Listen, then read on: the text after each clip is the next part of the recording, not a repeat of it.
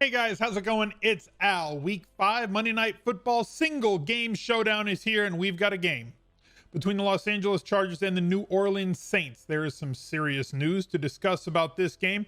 We kind of know how to deal with it because we've been dealing with it for the last few weeks. We're going to get to that in just a bit. I wanted to say I appreciate you guys who keep showing up for all these videos, both on this channel and on the second channel for the recap video that's out every single Monday on my second channel, Al Smizzle Games. Thank you guys for showing up one day after another every single day during the NFL season. I hope that you guys had yourselves a great main slate on Sunday. A lot of big scores, a couple of disappointments. We'll go over all of that on the recap video, so make sure that you go check that out. If you're new to the channel, drop a subscribe on the channel. Make sure you ring that notifications bell. Appreciate you guys being here. And those of you who are new, you need to know that we do have a 10% rule on this channel. If this video gets 10,000 views by the time the game kicks off on Monday night, we need to have 1,000 likes on this video. Leave a reply, do something. None of it costs you any sort of money, and all of it helps the channel. It helps support the channel by getting the videos in front of more eyes. So thank you guys for being here constantly. And let's go over the rules that we normally go over for a game of showdown. So as I said, there's some big news on this one, and the news is that Michael Thomas has been suspended by the team for conduct detrimental. Got into a fight. He was supposed to be back for this game. The all-worldwide receiver who gets, 10 to 14 targets every single week, challenges for 100 yards, and the bonus every single time he steps on the field, especially when New Orleans is playing in New Orleans. They suspended him. What? Okay, so he got into a fight. He gets suspended. We kind of know what that means, right? We've seen this play out for the last few weeks. One, Alvin Kamara gets a lot more usage in the weeks where Michael Thomas is out. So against Detroit, he didn't get it in the passing game the way that he had before with 23, 31 targets from week 1, 2, and 3 along those games. And then he got 4 in week 4 against Detroit, but top 20.9 points in every single game this year. He is going to be the most likely captain in this showdown matchup. He is going to be the most expensive captain. We're going to have to find some volume to go along, or some value to go along with him if we're going to plug him in there. But he is the most likely player to end the night with the most points, and that is the most important thing when it comes to picking your captain. You want to have the player who scores the most points on the night in your captain spot, except for a few random occurrences where you can get a cheap guy who does well enough to allow you to fill in 5 straight spots. But typically speaking, you want to jam your highest projected player into the captain spot as that 1.5x on DraftKings. Way different from FanDuel, where you don't really get those extra points. Now you get them on DraftKings. It makes a big difference. So we have to talk about quarterbacks. Obviously, Drew Brees has questions of whether or not he can throw the ball downfield as much as he used to be able to throw the ball downfield. I think he's a much better player when he's got Michael Thomas on the field with him. He's also been historically better at home than he has been on the road. He is at home for this game. There's enough weapons here for him to do a little bit of damage, and a lot of guys who can do stuff after the catch, but it's hard for us to plan on him getting big splash plays, unlike his young compatriot on the other side, Justin Herbert, who has been pretty darn good for a rookie playing his first few games after Tyrod Taylor got stabbed in the lung by his own team doctors. Herbert has made some rookie mistakes. He's had 5 turnovers in the 3 games that he's played, 3 of them through the air, 2 of them on the ground. Sorry, well, one of those was a turnover on the ground. He put it on the deck 2 times in week 3 against Carolina. But he's performed exceptionally well. 300-yard bonus 2 times, challenged for it in week 4 against Tampa Bay of all teams. Threw 3 touchdowns, a couple of them of the deep variety, and he's gotten near or surpassed 20 fantasy points in both games. To me, the thing is, what he brings to the table kind of unlocks a lot of the other players on Los Angeles's offense that may or may not have been able to get unlocked with a guy like Tyrod Taylor being under center. So if I'm going to play Drew Brees or Herbert as the captain, we have to make sure that we are going to utilize all of their players that catch passes from them in a group with them. So Drew Brees, I normally won't include running backs in that pass catching group, but I am going to be including Alvin Kamara because there's a distinct possibility he's going to get 7 or 8 targets plus in this game. And at that point, you're a pass catcher. Kamara doesn't normally see over 13 carries in a game. He does most of his damage through the air, so we're going to utilize him. Clearly, we're not going to use Michael Thomas. Traquan Smith coming off of a really good game, 2 games in a row, actually 2 touchdowns on only 4 targets last game. But he's been they've been scheming to get him the ball a lot. The price has come up a little bit, 7K in the flex, but in Showdown, that's kind of normal, really. We're clearly going to include him. Jared Cook, we got to watch out 90 minutes before lock time tomorrow to see if he is going to play or if he isn't. Last game, a lot of people, myself included, went to Adam Troutman, and he did not play a lot of snaps. It was something that we kind of understood was on the table. Taysom Hill did see a few more snaps, but he's never really going to be... Taysom Hill is not the guy I want to plug into captain. Let's put it that way. Like Taysom Hill last year, down the stretch, around the playoffs, there was a game where you could have played him, and I thought that he was a fine play if you could play him at tight end, but not to play on a short game slate in your captain spot. Now on FanDuel, he was tight end eligible. On DraftKings, he was quarterback eligible, so he was somebody that I did not want to play. But if he had a really big game that day, if you played him in tight end, it made a lot of sense. But playing him at quarterback doesn't really make all that much sense. Obviously, everything's a flex in single game Showdown, so go ahead and play him if you want, but I think he's a low outcome sort of player, like a 1 or a 2% chance, maybe like at best, that he ends up the slate as the highest scoring guy. I'm fine with him as a value find here. So I'm going to include basically all the pass catchers that are viable. We'll include Cook in that. We're not going to include Murray. We'll definitely include Manny Sanders in that group, as he saw 14 targets over the last 2 weeks with Michael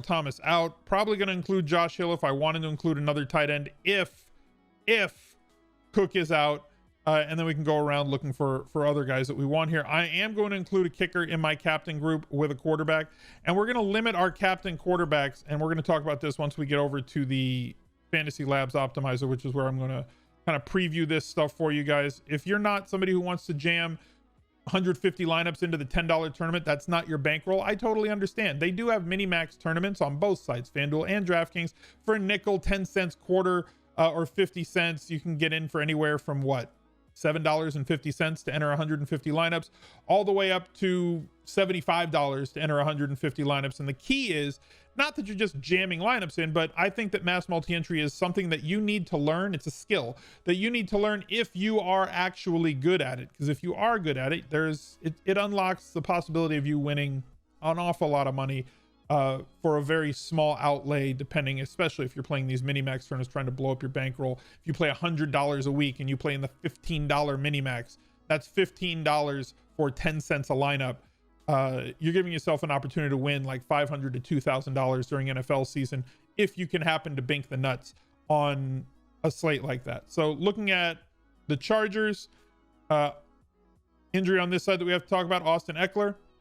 He goes to IR. We'll get to those wide receivers, or those running backs, in just a little bit. There's 2 of them on this team. One of them, Kelly. The other one is Jackson, who just came off of IR. I think it's going to be really interesting to see which one gets more carries, but I'm not going to put either of them into a group with Herbert. But if they end up in a lineup with him, I'm not going to disallow it either. So the players that we're going to utilize in his group: Keenan Allen, Henry, Mike Williams. We're going to have to monitor whether he's active or not, so he's still questionable. We'll know this 90 minutes before lock on Monday evening, so you'll always have this information with the NFL. It's actually the best thing about DFS NFL is that you're gonna know who's in and who's out when we get to those inactives 90 minutes before lock. And still, if somebody is expected to be in and there's value that pops up, it's not always really highly played because people don't adjust as much as they should. We saw last week Jalen Guyton catch a deep pass. He's somebody that I might include in this group if Williams is out. For the purpose of this, I'll just show him here. We're going to include the kicker as well in that group. Parham also caught a touchdown on 1 target. So a lot of guys that are getting spread the ball around by Herbert, but his favorite target clearly is Keenan Allen with double-digit targets in each of the last 3 games, with as many as 19 against Carolina. Not really expecting 19 against New Orleans. But again, this is somebody that I think we should be considering for our captain spot as well. Typically, quarterbacks don't win showdown slates as the captain. So when you use a lineup builder, it's going to suggest putting a lot more quarterbacks as captain for the simple fact that they're going to project as the really high median play, right? They're going to have higher projected scores than everybody else just because that's what they do. Quarterbacks score between, or project to score between 18 and like 23, 24 points on most days, where position players project to score like 12 or 14. The difference is the ceiling for a quarterback, a ceiling game for a quarterback is somewhere around 30 points. And a ceiling game for a wide receiver running back can be as high as 40, 45, sometimes on the outlier, the absolute outlier. They can get up to like 50 fantasy points. You don't see that much out of quarterbacks. It's a really rare game. You're talking like 5 touchdowns and 450 yards. And I know that that's happened a few times this year already. But it's just not something that's normal. So what we're going to do is, if we're going to use Keenan Allen as our captain, we're going to make sure that we're going to have Justin Herbert in those lineups with Keenan Allen at captain. Same thing goes if we're going to use Hunter Henry. Same thing goes for New Orleans if we're going to plug any of their pass catchers. If I'm going to put Alvin Kamara at captain, I'm probably not going to tie Breeze to Kamara, but he'll probably end up in there anyway. If I do have Smith is my captain or Manny Sanders is my captain, I'm going to make a rule that says that Drew Brees gets to be in every single one of my Traquan at captain lineups. So taking a look over at the models over here on Fantasy Labs, there's a link down below in the description. If you wanted to try it out, they do have 1 week trials, like 5-day trials. If you want to get involved, I suggest, if you're brand new and want to use the optimizer, your best value, I would say, if you want to try it out for the first time, is to get in on like a Thursday. I know there's no Thursday night football game in week 6 because the schedules are being moved around for COVID reasons, and it's better. Look, little comment on that, since I haven't really commented on it that much on these videos. A lot of people are complaining that the schedule's getting moved around and my players aren't playing in this week, and I expected them to, and I want to have a Thursday night game, and you know, there's no Thursday night game. It's better that we have some games than none games. So if they have to move the schedule around, if I told you like in May, after we had been on lockdown for 2 months, that like, look, there's going to be an NFL season, but every once in a while, some games might get moved or postponed or possibly canceled, but you're going to get 95, 99% of the football that you're going to get this season. We're going to get to play fantasy leagues. We're going to get to play DFS. You would have taken that 100 times out of 100. So that's where we're at. Stop complaining. These guys are dealing with health issues. And these are things that they really need to take care of themselves on, and the teams need to be responsible as well. So I'm on the side of let's be happy that there is football, and let's get through this as best as we can. So these are some simple rules that I have set in they're overarching rules, let's call them, by position. So as I explained to you before, if you're hand building, make sure that you're doing this by hand. But if you're using Fantasy Labs or any optimizer, you can tell it to do these things. So if I have a captain who is a quarterback, I will have at least 2 of his wide receiver, tight ends, or kickers from the same team. If I have a captain at quarterback, I'm going to use at least 1 of the players on the other team, including quarterback, running back, wide receiver, tight end. If I have a captain wide receiver, there will be exactly 1 quarterback from the same team in all of those lineups. If I have a captain that's a tight end, exactly 1 quarterback from the same team. And the last thing that I did not show you in the build was I don't put captains, kickers, or defense at captain.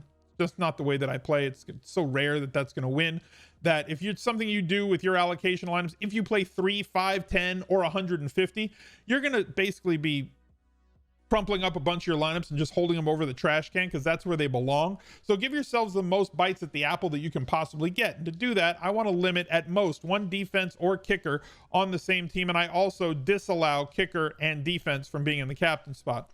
There's a lot of other rules that you can build. As long as you see things that are happening, you can boost players very easily. And as I said before, one thing that I did want to touch on, if we just run a set of lineups for 150 here, the first thing that this thing is going to do is it's going to give us a lot of lineups with the 2 quarterbacks at captain. We can sort after it builds our 150 lineups. We can look at who it's got for us. And as I said before, unless it's a running quarterback or an outlier quarterback in an amazing situation, guys like Mahomes, guys like Lamar Jackson, Deshaun Watson, Kyler Murray, who can run up 35 plus fantasy points on their own, I'm probably going to limit the quarterbacks to like 15 total % at my captain.